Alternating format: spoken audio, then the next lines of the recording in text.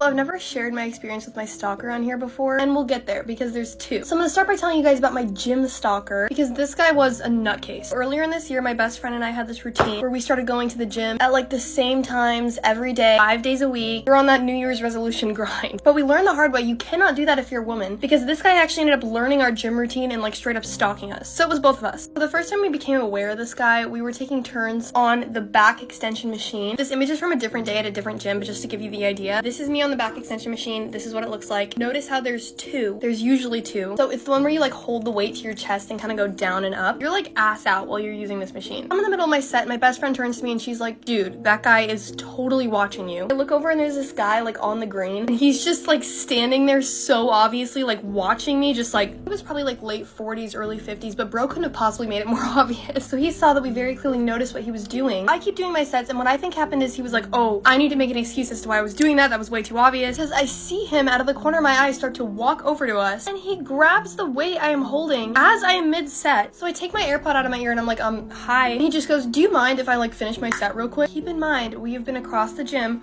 watching the back extension machines for the past like 20 minutes to make sure no one takes them. So he was never over there. And there was also one that was open next to us that he could have used. I didn't want to make a thing of it, so I was like, okay, sure. And he's like, cool, thanks. So he takes the weight out of my hands, it's on the back extension, and just starts going at it. Like up, down, as fast as he possibly can, like which is not the proper way to use the machine, by the way. He's like, okay, here you go. And he hands the weight back to me. And Becca and I were just like, okay. But then as I'm trying to finish my set, he conveniently uses the bar like facing us and was just like making eye contact with us the whole time. Maybe it wasn't planned, I don't know, but it was weird. So we left, didn't think too much of it until the next morning when we were at the gym at the exact same time. And we went to go out on the green and he was already sitting there. Just like sitting on his yoga mat, like stretching. So we're like, weird, okay. But the whole time we were on the green, like doing our ab workout on our yoga mats, he wasn't doing anything. He was just sitting there cross-legged, like right next to us, just watching. And then it became like that every single day. Every time we showed up at the gym, he was already there. After we got up to leave, he started memorizing our routine. He knew we were gonna do cardio last. He was always on the machines before us, like right behind the ones that we always use, like clockwork. But he was never actually working out. He was always just standing there watching us. That's why you literally can't establish a routine at the gym. If you guys wanna hear about the other stalker outside of the gym, it's a lot more insane, so let me know.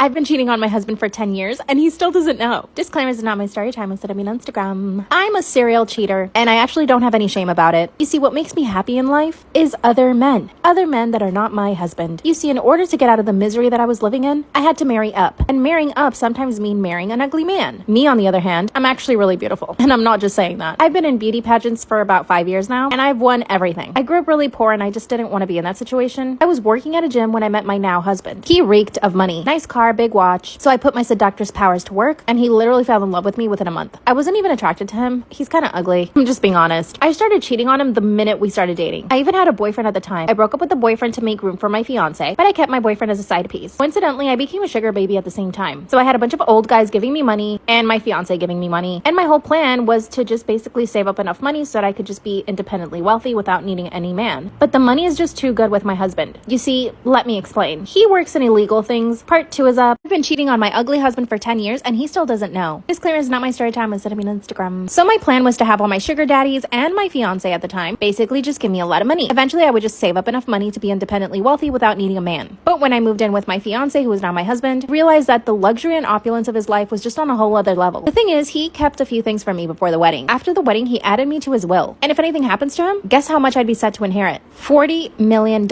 Yeah. Just $40 million. After the wedding, he also told me about his yacht, a separate island he owns, and his house in the US and in Canada. So you see, my life with him is just completely extravagant. We fly literally wherever we want, whenever we want. The thing is, he actually is pretty jealous. So I'm surprised he hasn't caught me cheating at this point, but I'm pretty good at it. You see, I have a personal trainer. He acts gay in front of my husband, but he's totally straight.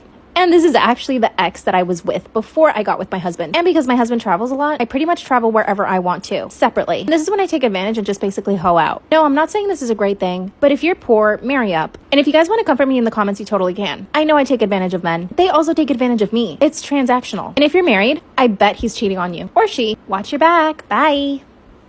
My boyfriend has a work wife and I hate it. Story time. Me and my boyfriend have been together for nearly 4 years now, and we've been long distance for 3 of those years. This has been because of the pandemic and the fact that we both just live in different cities. There have been absolutely no reasons for me to not trust this man. All of these years long distance, nothing has ever happened for me to doubt his feelings or lose his trust. That was until 3 months ago. In our relationship, we often talk about our days, like what happened at work, etc. And everything was like pretty normal until he started talking about this one co-worker. We'll call her Amy. So my boyfriend, we'll call him Steve, has worked there for 2 years and Amy had worked there for like 5+ years. And to be honest, I can't even say if they only recently met because they've always been in the same department and on the same team. In all his time working there, I have never heard him talk about Amy, at least sort of not how he's talking about her now. So anyway, buckle in. So Steve starts telling me how amazing Amy is and how he is just so happy that he has found Amy as a friend. Now, I was all alright with that until he says that she is his work wife.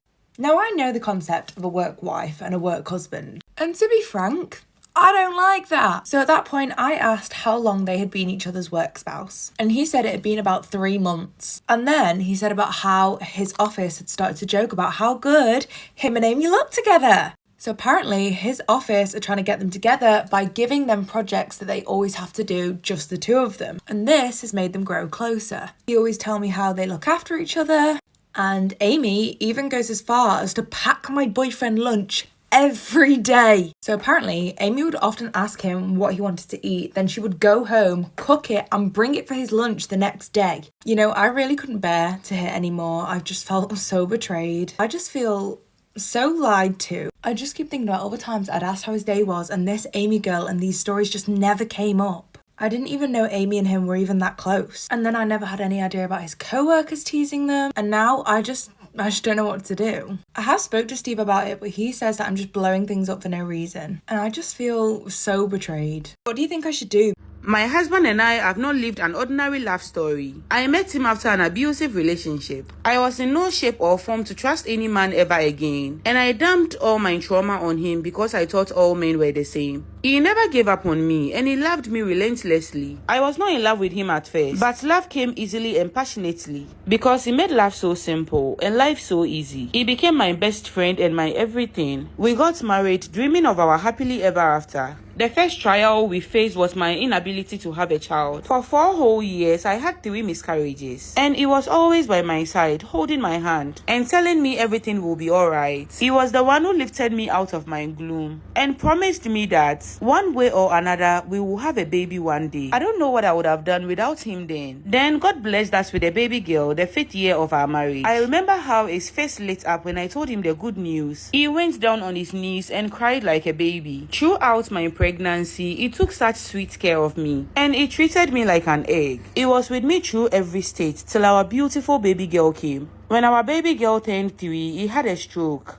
The stroke left him hospitalized for 6 months and paralyzed half of his body. I was told he will never talk again and half of his body will never function like the way it used to. A year after he had the stroke, my family members came together and told me to look for someone to look after him so that I can concentrate on my baby and my life. Since I have refused to leave his side the whole year, I had already quit my job and started an online business. I wanted to take care of him myself. I felt no one else could take better care of him like the way I could. I guess my family members meant well. They knew the doctor said he would be like this for the rest of his life and they were just looking out for me. But there was no way I was going to leave the side of this man. I remember when I had my 2nd miscarriage, I stopped eating and talking. He was scared I was going to do something to myself. So he took a 1 month leave from work to look after me. He never left my side, not for 1 minute. He went to the bathroom with me and kept me at his side at the kitchen whilst he cooked. He spoon fed me, bathed for me and dressed me up every single day. I was depressed and I didn't have the strength to do anything. He stayed by my side like this for 3 months and even lost his job because of that. He never left my side once. Why would I leave him now? 3 years after his stroke, some of my so-called friends thought it was time I moved on with my life. They even went as far as to introduce another man to me. But I told them with my husband, it's for better and for worse. I will be with him until I pass my last breath. I was asleep last year when I heard someone call my name. It was him. He had not spoken for 3 whole years and the first word he spoke was my name. I never believed it when the doctors told me he will never talk again. I shouted for my daughter to come and see his dad speaking, but unfortunately he didn't speak again for another 4 months. And anyone I told thought I had made it up to comfort myself, but I didn't care. I knew I heard him call my name and I knew he would talk again. And I was right. He started saying a few words soon after this, and right now he can talk in full sentences even though his speech is a bit slurred, and he is gradually moving the part of his body that has been paralyzed too. Nobody knows how lucky I am to have this man as my husband. He has always been there for me, and I'll always be there for him till the day I die. Love isn't always about chocolates and flowers, and it definitely isn't easy.